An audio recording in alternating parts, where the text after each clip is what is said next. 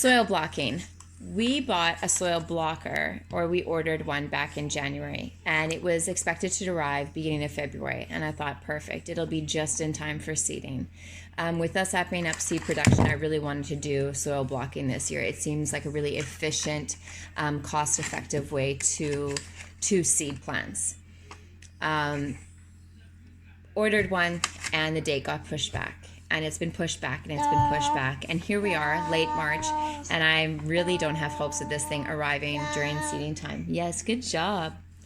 So as I sat around the table the other day with my boys playing Lego, I got frustrated about this whole soil blocker experience and how I don't have one. And I'm seeing everyone use one. And then I started thinking about the person who invented it, and what were they thinking? What was the frustration going through their mind? Were they in a similar situation like me, where they were just frustrated with pots, or was it a cost thing, or was it an efficiency? What was the issue?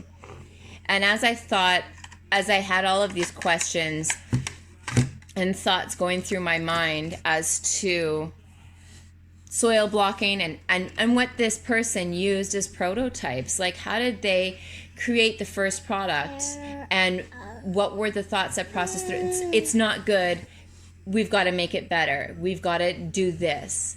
And as I'm thinking about all these things, I look down and I see my boys playing with Lego. And so what I did was I cut one of these pots. 1 second, sweetheart. I cut one of these pots from one of these 6-pack trays and gave it to my boys. And I showed them what a soil blocker looks like. Hey, 1 second, I'll give it back to you in a second. And I said, I need you to make me something similar to this shape that I can soil block with. And they did.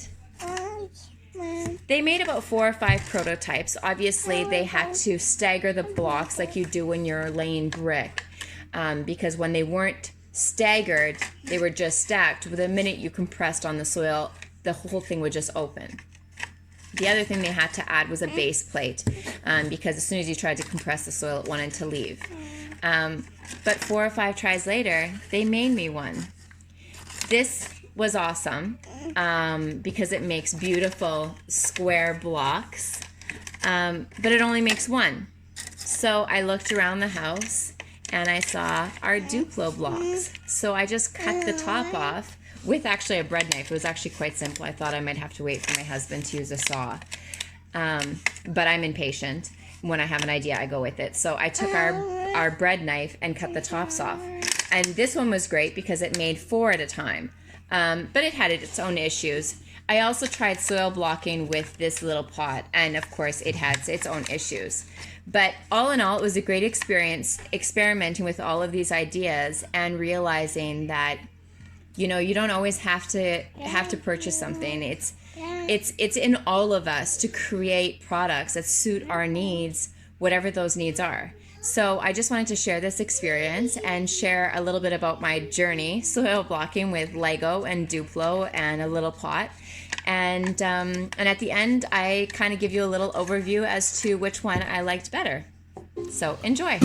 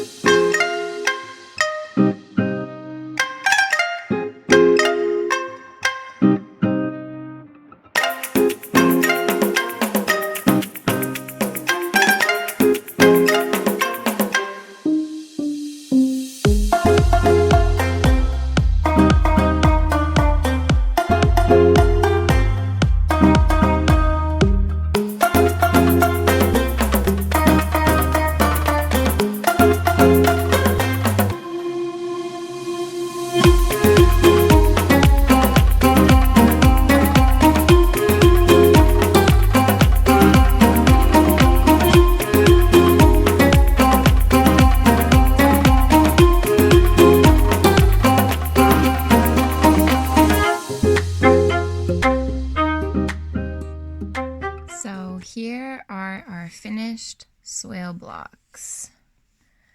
As you can see here, these are my 3 Lego ones. Everything else was made with the Duplos, except for 1, 2, I think 4 here, that were made by the seed tray. So I'll show you. So there's our little soil block. Isn't it cute? It's very moist. They've all been seeded. This whole section on this side of the popsicle sticks is all hollyhocks, and this is all marigolds. It's something I had a lot of seeds of to experiment with. So yeah, this is how it worked out. I'm really, really happy with it. If you have seed flats or seed trays, that's that one right there, compressed, and it's very moist.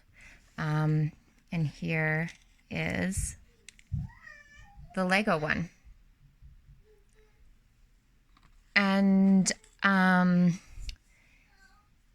all I do now is I have a water bottle with a nozzle on it, and I just spray. So you can use an air sprayer, like a water bottle sprayer, but you want to be gentle about your watering. But these are my soil blocks, made out of Duplo, Lego, and an old seed tray.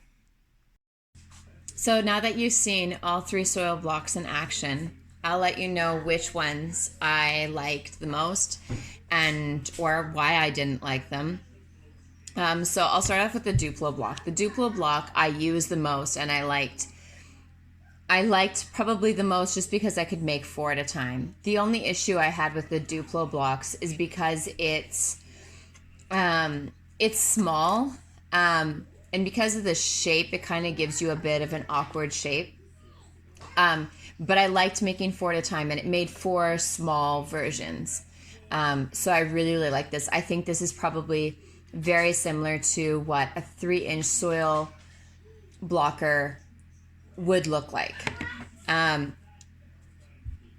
Probably first, these ones are tied. These ones are totally tied. The Lego soil blocker is the nicest in some ways because it gives you such a beautiful, nice looking square block. The only problem is that it does want to come apart each and every time, even though we staggered the blocks, and you have to remove this bottom piece to help push your soil out. So it's a little bit more finagling, and then it only makes 1 at a time. But because of the design of the Lego, when you compact it, it allows water to seep out everywhere. Whereas the Duplo, if I pushed down on the other blocks, it let water come out the bottom, but it wouldn't let water escape the top. So that was probably, so they both had their little flaws. But these are definitely the top 2. I think if I were to soil block again, I would probably, it's tough to say. I want to really use the Lego block because I really, really like it, but it only makes 1 at a time. But at the same time, I mean, I'm not in a huge rush. I could have sat down and made Lego soil blocks all night long, but time is of the essence for me. So the one that I liked the least, or I shouldn't say like the one that I didn't like was this one. It was flimsy. It gave me this cone type shape, so I didn't know if I should stack the blocks this way or this way. The one thing I did think of was because of its shape, it might be better to use because sometimes there is some theory that, depending on how roots develop, that's why pots like these and long tubes were developed so that the roots would be forced to grow straight down. I don't know if that really applies to soil blocking because it's a completely different method. But all in all, yeah, this one I would never use again. No. But definitely these 2 were winners. Most people probably have Lego in their house. So if you don't have a soil blocker, build yourself one out of Lego. Or if you have Duplo, try it out of Duplo. The Duplo made really nice little ones. The only thing I still have to figure out is the perfect soil block mix. and how to put seeds on the top. I kind of assumed that when I would soil block, I would just know what to do because I've been gardening for so long. But clearly I don't. So what I did with my soil blocks is I put the seeds right on top, and then I took dry potting mix and I sprinkled it over the whole thing, and then I wet it back down. So I don't know if that's the correct method, but I just wanted to share our little DIY soil blocking and give everyone something to do, because I'm sure that I'm not the only one waiting on their soil blocker, and there's probably a bunch of you out there that want to get soil blockers and they're completely sold out for the season. So I hope you enjoyed this little video, and if you make something, or if you've got a better soil blocker idea, please share it with me. I would love to hear your feedback.